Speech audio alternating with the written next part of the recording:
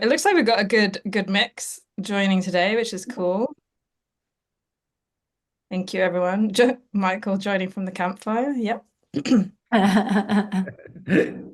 All right, I think we're gonna get started. So I'll do some intros first, and then I'll ask the panelists to introduce themselves, and then we're gonna get stuck into the questions.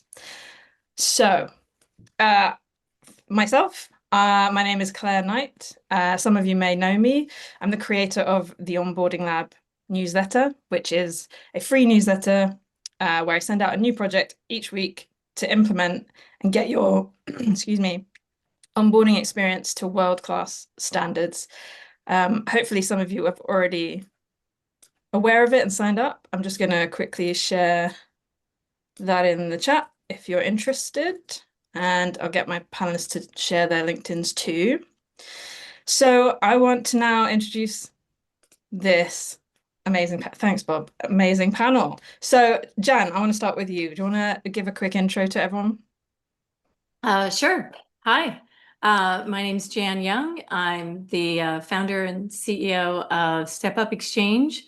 Also founded a community called CX Exchange that's for CS professionals. We've got about 4,000 CS pros in there, leaders and CSMs and aspiring CS pros.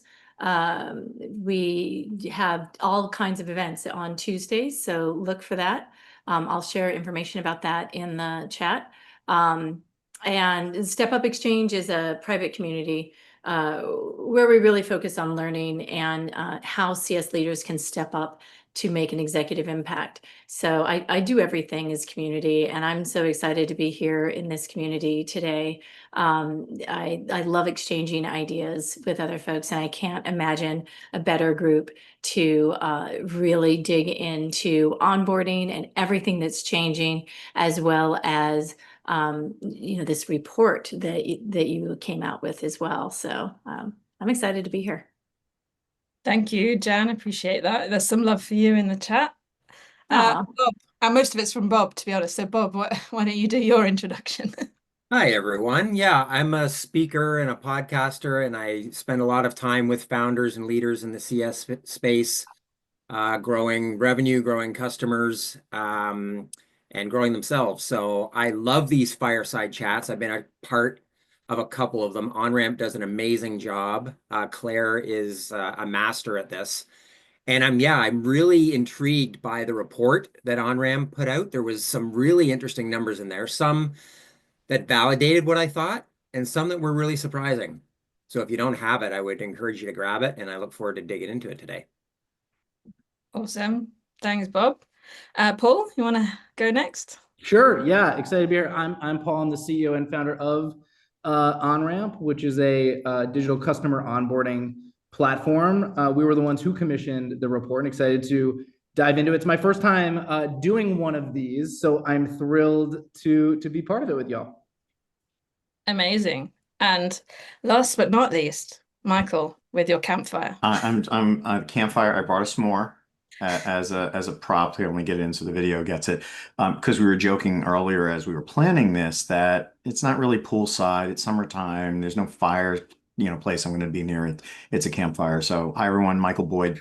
I am a longtime customer success person, although I didn't know it. I joke I've been in post-sales and customer success my entire career. First half, all as a professional services branded leader. The last half here as a customer success leader. I've been a VP at 3 different orgs, and probably made every mistake you can on onboarding, and saw so many of them in the report itself. So happy to be here to chat about it today.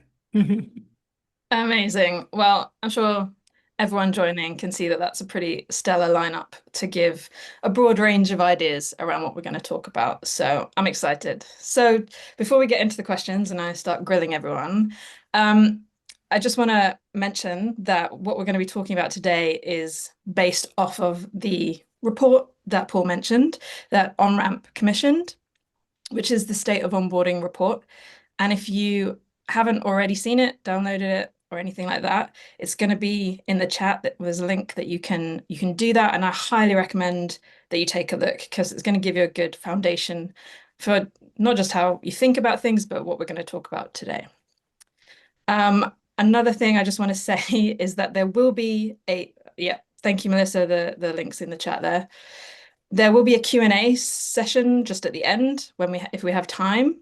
So if you want to add any specific questions, stick that into the Q&A section rather than the chat, and then we'll make sure that we can fit that in. Okay, so just a quick note on that as well. So for context, the report explores how leading SaaS companies are transforming onboarding from a simple handoff into a high impact moment that shapes long-term growth. And OnRamp is at the forefront of figuring a lot of this stuff out. So it's amazing that we've put this together today to discuss it. And if you are feeling engaged and you've got some good ideas on everything that's being talked about today, I really encourage you to cover that in the chat as well. Like, there's a lot of knowledge floating around, a lot of experience. So if anything comes up that you want to share, please put it in the chat and discuss it with each other. That's the point of community. All right, so let's get to the questions. Okay, so if onboarding is the new battleground for customer retention, it's frustrating that so many companies think good enough is acceptable. So my first question for us to debate and discuss is, what do you think is actually holding people back from truly giving onboarding the attention and the investment it deserves? Does anyone want to start with that one? I'll kick it off. It's because we're all backwards, right? There's so many SaaS companies that think about onboarding, but really just from what they're looking to get out of it. I want to get you to do this feature or to this milestone or to this item. They never think about it from what the customer actually needs to be successful.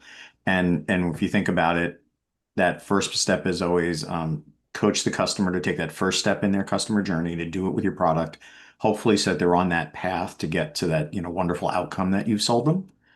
And it's not just CS, unfortunately, it's the whole company has to think in that mindset, product engineering. And what I find is there's so many companies, especially in the SaaS consumption world today, that they start with what they need and they rarely think about what the customer needs. And by the time they get to that, the customer's gotten bored and moved off to something else.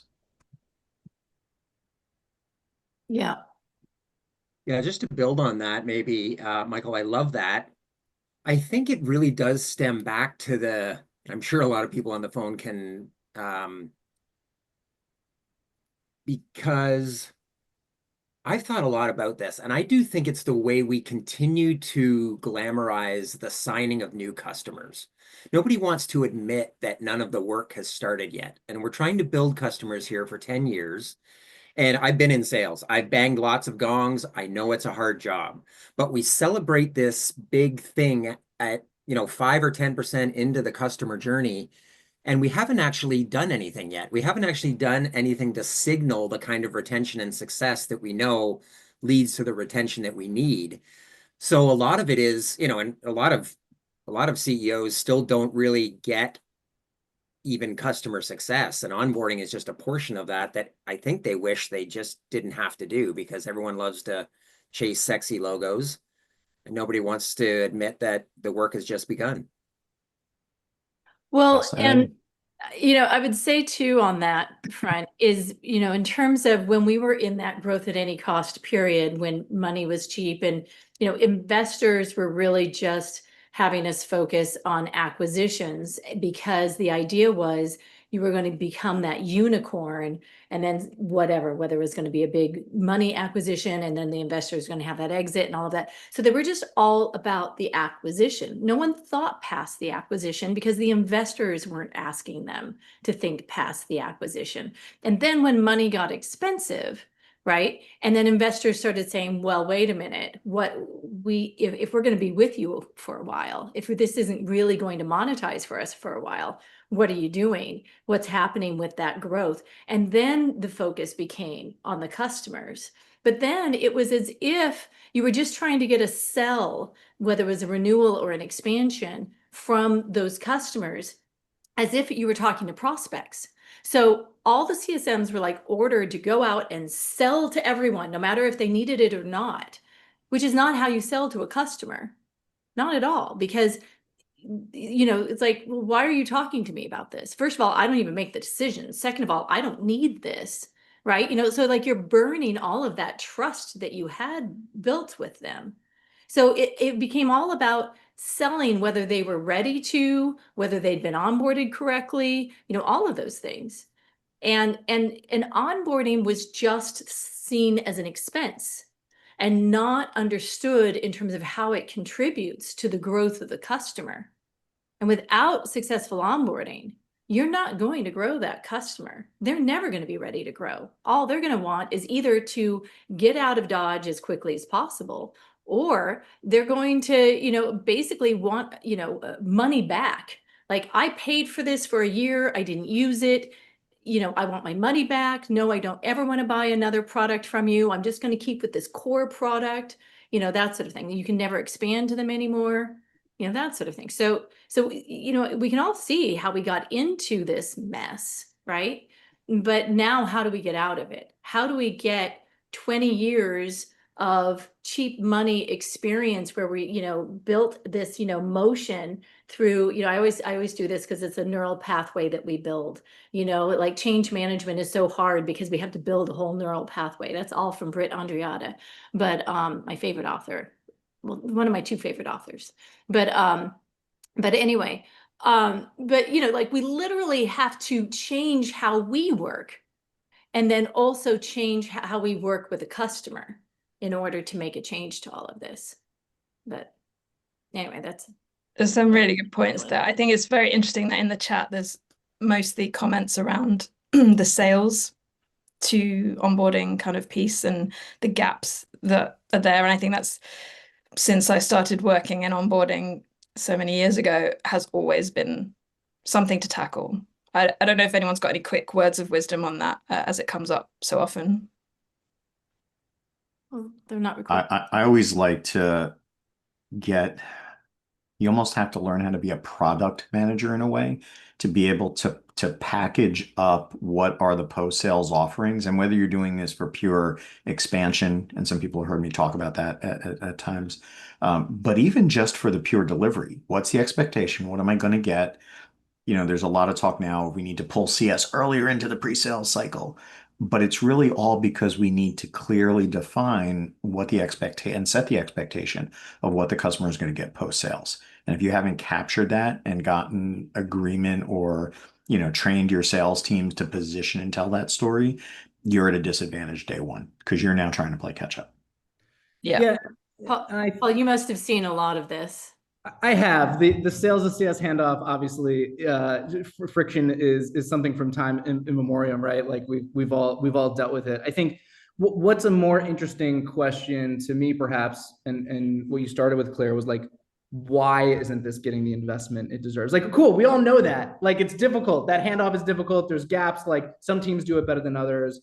Why hasn't onboarding given the same attention and love that sales has, that even retention has, on the renewal on the back end?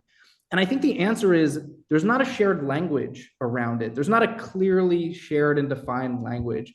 Sales has a pretty darn defined funnel, right? It's easy to measure. It's easy for an executive like me to be like, Connor's our VP of sales. Connor, tell me our close rate. We have SQLs, we have SQOs. Let's go through it. Boom. Cool. I can intuitively understand that. Frank, what's our retention rate? What's our NRR? What's our GRR over the last 12 months, right? I mean, at OnRamp, we have multi-year contracts, so it happens a little while. When it comes to onboarding, though, I think it's hard people aren't speaking the same language, right? And the answer isn't just like time. That's the easy one. Hey, how long did it take? But we know so many times you can have a customer that onboarded, checked the boxes in a week, and yet they're still churning in 3 months. Like, okay, well, that's not the answer. So it's okay, value is this nebulous thing, right? I'm saying all this because I think part of it is just in the way that we need to get to a place where we're speaking a consistent, clear language. And it's not that anyone disagrees that onboarding is really important, right? I think, yes, is onboard. Of course it's important, but okay, cool. Like, why does it still sometimes feel like a second, the redheaded stepchild, so to speak? And I think a big part of it is just that shared language and that shared definition of like, what, like, like what is the like how are we defining the onboarding like journey, right? And so anyway, that's Yeah. No, definitely valid. I think I want to just get into some of the data from this report and let's discuss some of those pieces. So CS leaders shared in the report that 48% of their customers abandon onboarding if they don't see value fast, which is a pretty scary stat when you kind of look at what revenue can be lost. So let's talk about asking, I want to ask each of you, from your experience, what is the cause of that? Like, is it usage, aha moments, emotional reassurance? Like, what is the cause of that? Can we just say yes, but to everything you just said? Yes, you can. Yeah. Any like examples? Well, yeah, I mean, in terms of best practice, you want to, in the sales cycle, not only make certain that you are, and I'm assuming too, let me just say, I'm assuming that this is not a POC, that this isn't a, what does POC stand for? Sorry. Proof of concept. Proof of concept, thank you. So it's not like a proof of concept model where they are essentially trying it out before they purchase, right? And sort of building things out, in which case they are going to purchase once they get value.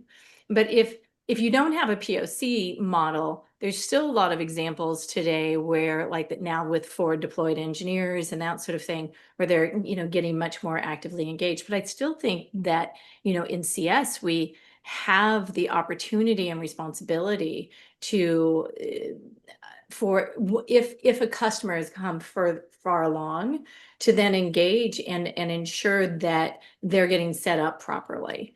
Like in a consumption model, literally, I was just talking to a leader who sets up that part of the contract, so that they're actually working with them on what that plan is and how they're going to use it, that sort of thing, right? So, the more you're working with not just the decision maker who says, okay, I'm going to write the check, but the people who are going to be engaged and involved even before they sign, then because you have buyer's remorse as soon as you purchase anything, if you can get through that hump and just make it a continued working relationship where you've already established what your goals are and your cadence and how you're going to work together, they'll forget to have buyer's remorse.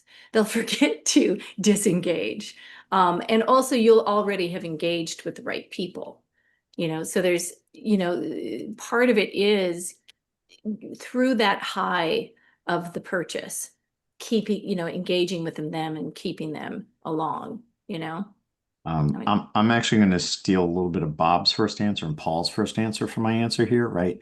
Number one, it's because we're ringing the gong in CS and we don't have a common language around it, so no one knows what that means. And what I mean by that is, for most, let's call it Generation 1 onboarding programs we've created in the last 10 years, we have always said there's that milestone of, yay, the customer's onboarded, ding. Again, look at my first answer, right? It's because we did it from our perspective. So we created those milestones. Arbitrary for us, yay, the customer did it. One org I was with, they actually just measured passage of time. Hey, we held their hand for the first 90 days. Ding, we're done. And not realizing that didn't help the customer at all. It goes back to, again, that vantage point that you're sitting from. If you define that journey and what's valuable or what's important, and you measure against it based on your criteria, not the customers, because after all, for us, we envision the whole thing as onboarding, yay, it's done. The customer, that's just the first step in their journey. Their job is to use your tool and solution to make their life better somehow in their organization. And if you don't focus, if we're not focusing ourselves on how do we make sure the customer gets there, and this is just the first step, we lose sight of those things. And that's one of, I think, our bigger problems. Yeah, just building on that. That's I like how you said that. The way that I think about it, and I've been around a while, so I don't want to date myself here, but there used to be a time when everybody expected that the tools they used at work were kind of cumbersome and they took a long time to learn and they had to go to training and the truth is that our B2B our customers are expecting a B2C experience. They're not expecting They're expecting everything to be as easy as the latest app that they downloaded on their phone. And we start, I think, sometimes with this idea that, yeah, we're improving onboarding because we don't do it, we don't require them to sit through 2 days of training anymore. And we're personalizing it by doing this. And they're expecting something that they can download and do something that they've never been able to do before in minutes, not days, not weeks. And it doesn't have to be the full value that we proposed. I just downloaded a really cool thing. I don't have any affiliation with them, I promise. But it's called Bloom, and it's this metal card that locks my phone, so it turns my phone into a telephone. Or it can turn your phone into a camera, and I have to physically tap it to unlock the things that distract me every day. Now, I downloaded that app, and within 5 minutes, I had my phone locked. Now, there's all kinds of other things I could do. I could set up schedules. I can set up different programs in this, but in 2 minutes, I did what they promised. And I think more teams need to spend time in your customer's shoes thinking about how you can make onboarding as easy as your customer's favorite app. Now that we have some of these causes listed out, and I'm sure there are a few more to be added, but how should we define and measure value now that we know what those causes are? Well, how does the customer define and measure value? It could be, yeah. Well, yeah, I suppose that's a good question. No, but I mean, that's Well- what we should be asking for our product and our customer base, right? If there's something that they actually value, I mean, because we all talk about this time to first value, but then we're talking about what we think time to first value is. And for so many people, they'll put it as like login. I didn't buy your product to log in. That is not part of time to first value, right? So, in the same way what Bob was talking about, what is the promise and how long does it take to get there to that promise, right? So you got to be careful about over promising, because if you're saying, we're going to put you on the moon, and then meanwhile, you've just taken them to the spaceship and said, look, isn't it pretty? Well, they haven't gone to the moon yet. So they don't feel like you've made the promise. If your promise was, we're going to show you a pretty spaceship, okay, you're done. Well, I'm not done, but at least you're getting started with them. I like that analogy. I think in larger onboardings too, the pot of gold at the end of the rainbow tends to get lost. So I think, Jan, to your analogy, right? It's okay that you show them the spaceship because maybe that's a requirement to getting to the moon. But if they've gotten lost through weeks of trudgery, emails, multiple teams contacting them, figuring out if they aren't seeing the moon, they're going to be like, where is this going, right? Like, we bought you 3 months ago to do this thing, and all you've done is deliver this thing. And there's sometimes where, you need to get to the value faster and all of that. But I think for a lot of teams, half the battle is just reminding the customer, hey, by the way, this is where we're going. And every moment we're taking here is a step towards that direction, and keep this in mind, right? And so I think part of it is, I think we got to get better about designing these programs, quicker wins, like being really mindful, all the things you guys are describing. But I would layer on to that just visibility to the end goal. Like, there are some systems that it's not going to be value on day one. It's going to take some time and effort. Like, as much as we'd love to live in a world where we do get that value right away, that's still not true for every single company today. And I would posit maybe that's okay, but you got to make sure the customer feels motivated to continue, right? And so, to me, that's a lot of what we coach a lot of our customers on as well. And Paul, I would take that just a little step further too. Customers are typically looking for your solution to be a change or a shift in what they're doing in their world, whatever your solution does. So how do you almost educate them and guide them, right? I always coach CS teams, figure out how you could be that guide or that Sherpa, make the customer a hero in their organization for bringing something new. And part of this getting to first value or defining, yes, I agree, Jan, it's the value, what they think it's going to be, but they may not know what a new world looks like. They only know how they've been doing that process before they had your solution. So part of it is educating the customer on, here's how you here's your use case, here's how you solve for that use case or the the best practices in the industry for solving it. And here's some milestones you want to kind of tease them into saying, yes, that's the milestone I agree is first value that you can then mutually work towards.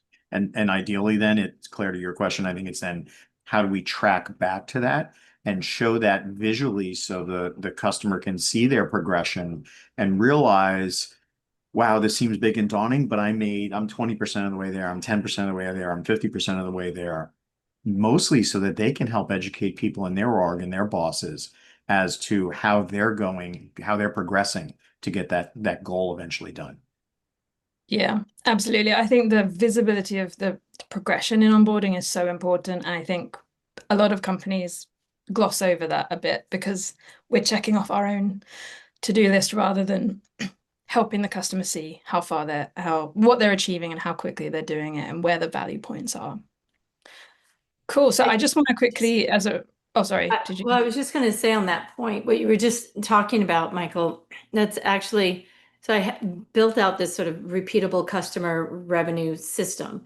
And literally it is, looking at in each stage and, you can start before onboarding, but you should at least start with onboarding, if not before, and looking at what are the, outcomes, the exit criteria, and the milestones that are just absolutely critical that your customer must achieve. And then you can literally turn those into binary fields of yes, no, date, timestamp, or if you're looking at it in adoption, if there's some place in adoption, like how many end users should be using a particular,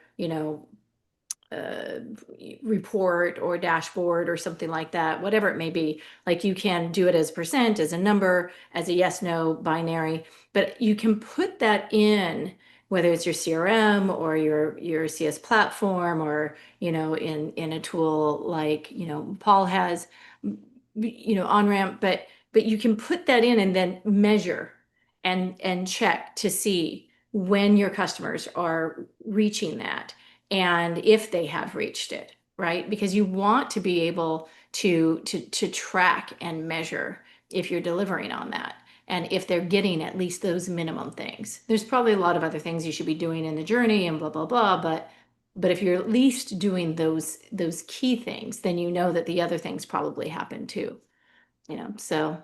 And if you're a CS leader and you didn't follow some of those business type metrics and importance of what you need in your role, you need to go take Jan's course because it's really good on how do you become a business leader.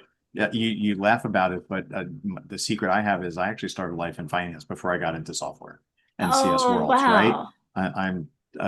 And that has helped me tremendously in talking a P&L language as a leader and data and metrics and those things, as well as being empathetic. And it's the way CS as a landscape is shifting, and especially for onboarding and justifying your onboarding program, you need to be able to talk about it back to Paul's common language in business terms that your C-suite's going to understand.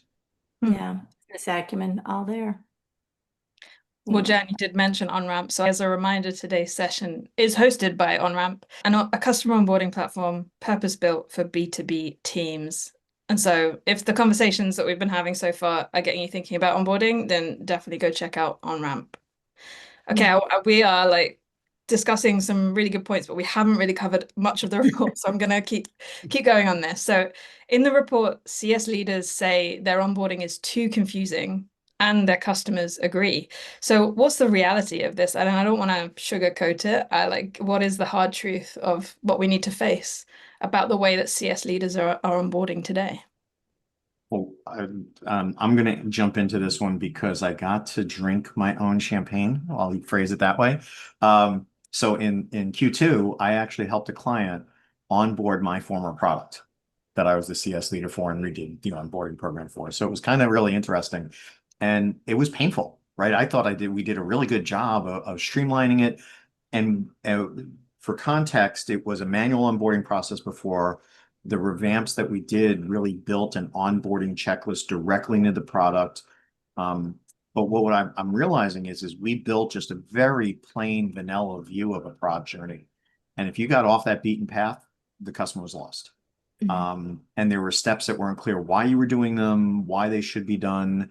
Tactically, they were okay, but it didn't have that impact of really showing a roadmap and the progression against a roadmap. Yes, there were bar charts, there were numbers. I could see we were progressing, but I actually had to go explain, knowing the product then to the client, okay, this is what it really means, even though it doesn't say that on screen. So that's back to Bob's comment, and I think Paul's comment, right? You got to look at it from the customer's vantage point. How do you make it simplistic enough for them to understand so that they can communicate that in their organizations? Goes back to investing in onboarding, I guess, right? At the crux of it. There was. Again, back towards keep it simple, make the story simple so that the customer, you have the user that's onboarding can actually be your advocate for that. And probably also help smooth over any rough, right? We as CS leaders often have to smooth over unclear things in our product and our documentation. You almost have to get your users with enough tools so they could do that too. Yeah. Yeah, I think there's a lot in that question, Claire. The thing that I always think about is that, you know, your customers, your users, they already had a full-time job before you showed up. And I can't tell you how many times I showed up and I was going to conduct a kickoff, and we had the sponsor there to the executive sponsor to kind of introduce us, and we even got the salesperson to agree to be there, and we're presenting a kickoff to a bunch of new users. And I'm thinking, I'm here to save you. I'm going to save you so much time. And I'm looking into a sea of faces that are just like, I don't have time for this. I didn't have any choice in this matter. You and the 5 bozos before you that promised to change my life. It never worked. And so I've realized, you know, people don't resist change. They resist being changed. And if your user base hasn't had any sort of voice in this, then you're going to meet with some resistance. And we're all going to hit hiccups. And your users will get stalled at those hiccups if they don't feel like they've got any buy-in on it. So I like to, you know, if I had to do it all over again, and I encourage people, just, you're kind of still in sales. Like the sales spend all that time with the decision makers, getting them to sign a contract, but now you got to sell these users on why this is going to make their lives easier, because they didn't have any say in the matter. And once you get that alignment, things move a lot faster. Yeah, what's in it for me? Yeah, exactly. Yeah, absolutely.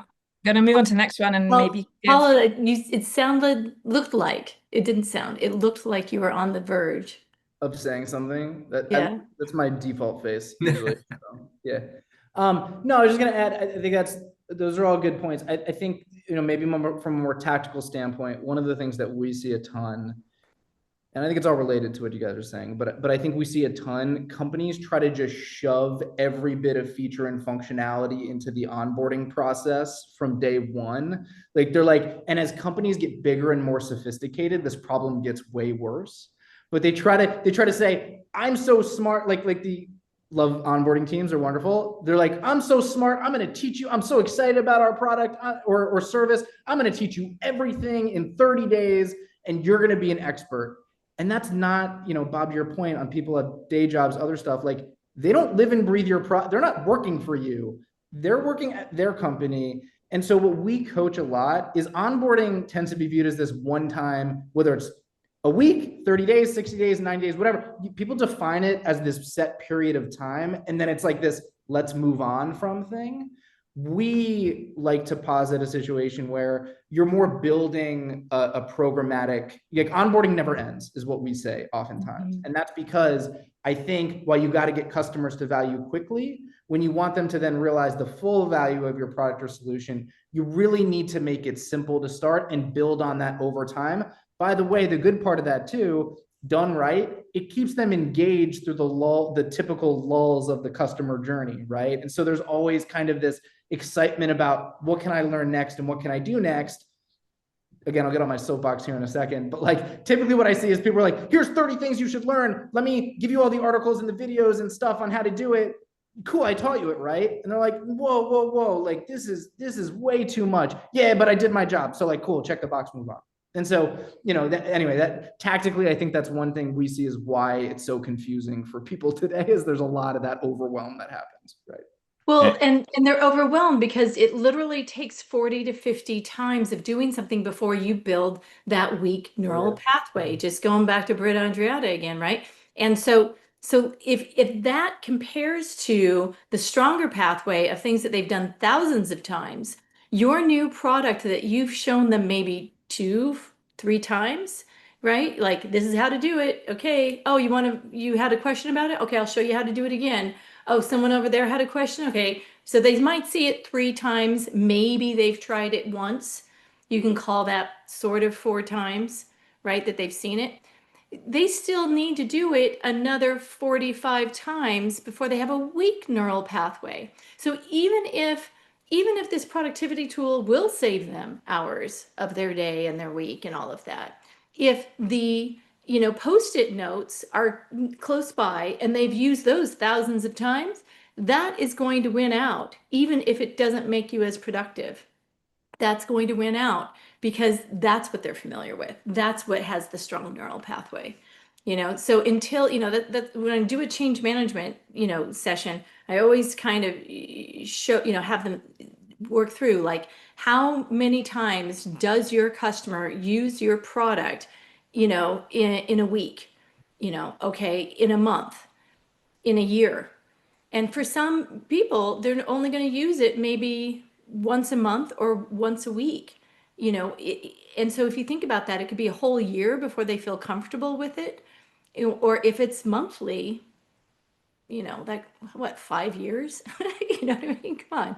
And So, realistically, if it's a software product, right, by nature, all of our products we tout, it'll automate your stuff. It'll speed up and free up time for you. So we almost want them to get it, if we do it right, our jobs right, they're using it less and spending less time on that task. But to your point, Jan, we've got to get them to around that. How do you build the building blocks? How do you get them to change and realize the new pathways easier? and we haven't even started talking about AI native products that might Oh. just be APIs setting up and they may not ever log into anything. And we have to change how we do our onboarding altogether and rethink how and who is using our products. But details. I feel like that's a whole new webinar. Sorry. There's Can just of so much worms. to cover with it. We have kind of touched on this next question a bit, which I think is interesting. But in the report, 65% of companies using digital onboarding reduced time to value by over 25%. So this is sort of suggesting that speed is the desire. But I kind of wonder if there's like a dark side to that, so to speak. So I want to challenge the idea of whether faster is always better and how we should balance sort of velocity and connection to make sure that we get them that value long term, they become a long-term customer and the revenue's coming in. It is completely opposite ends of the desired spectrum in a way, right? And this is a little biased because I do a lot of work coaching post-sales teams on how to build strong relationships. And the dilemma I see here is all about velocity, right? The velocity of value and the velocity of building trust to build a relationship are two totally different speeds and glide paths. And while you can go quickly in a digital age now to get that easy B2C experience so they understand what they're doing, that hasn't helped you move anything forward on that trust scale to build trust with a customer and their people on a relationship. So I always, again, talk about how do you get the relationship started and get bearings of, who's doing what, who brings value in a relationship. I think our challenge is we need to figure as post-sales professionals, how do we still work on that relationship while keeping it simple for them to get up and running on our product with things. And the only good part is one building block for building trust is building credibility.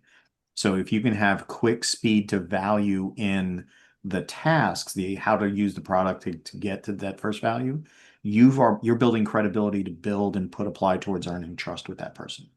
And you just got to be able to get it. I think back to Jan's point, you've got to plan that all out because again, they're going at different speeds. You need building blocks.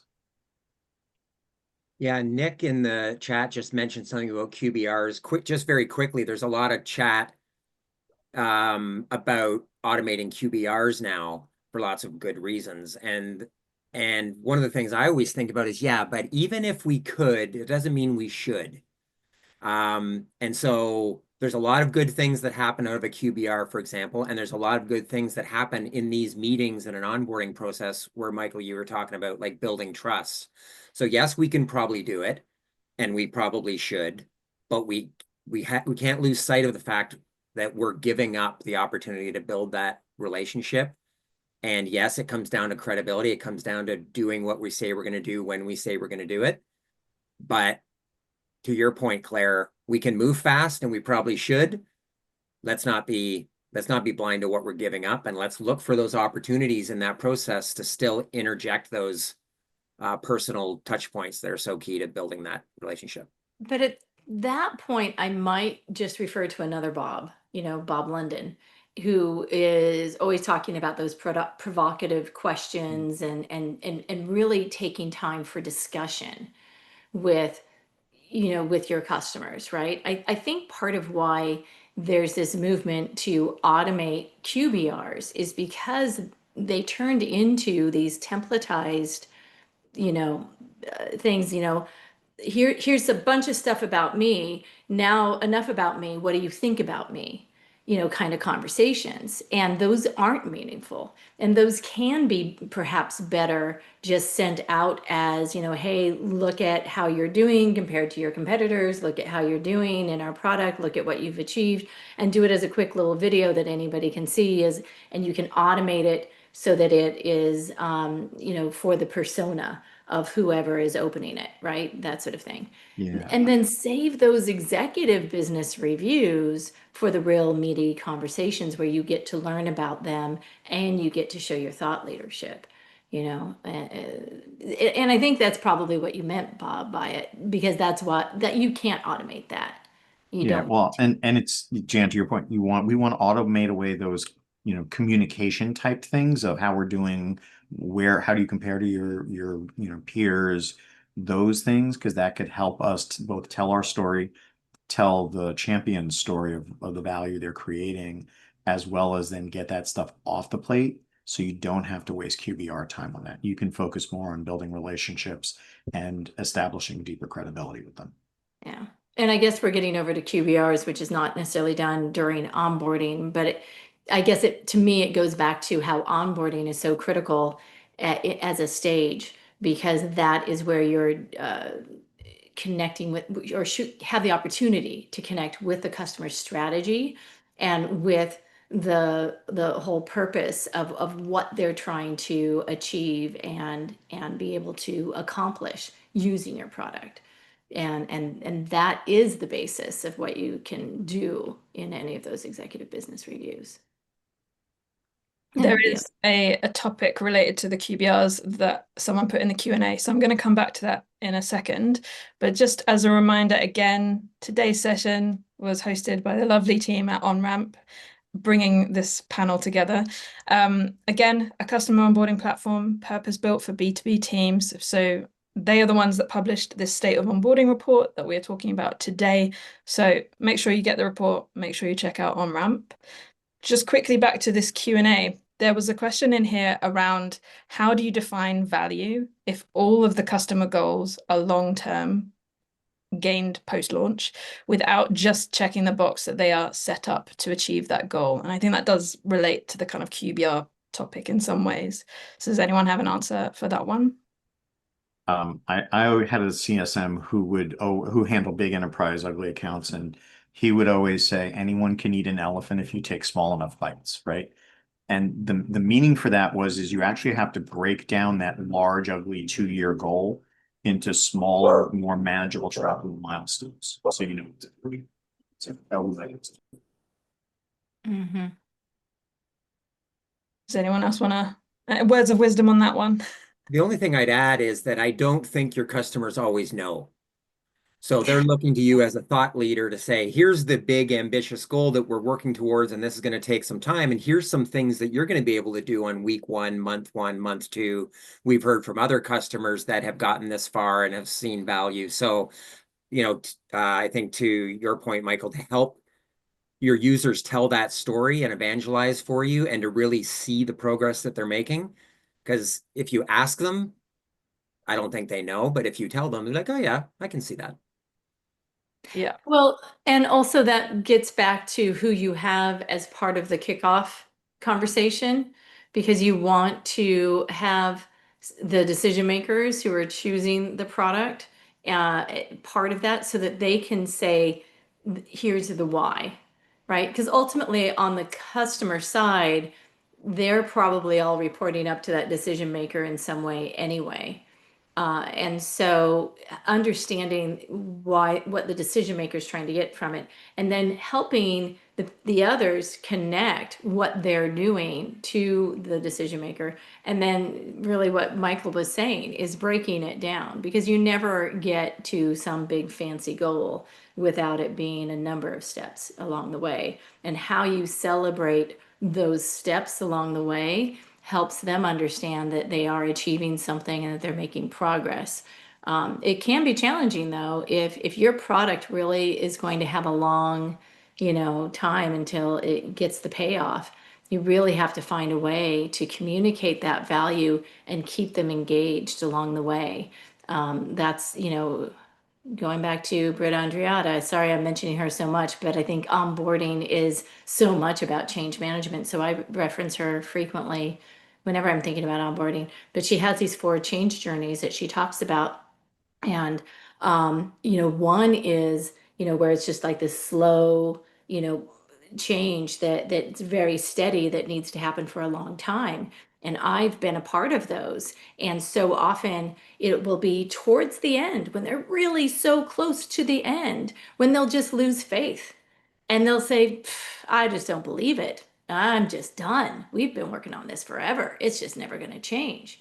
And that's, so it's really all that communication that you do along the way to be able to get to that point, and really so that they know, like, you are so close now, and for them to feel it and to chomp at the bit and want to get through that cross line. It's sort of like one of those marathon ones, right? Like that would be a marathon type of onboarding. And so knowing what type of change you have to go through with your customer and helping them prepare for that and how you communicate along the way is really important. I think that's a very good summary for onboarding as a whole, Jan. Thank you.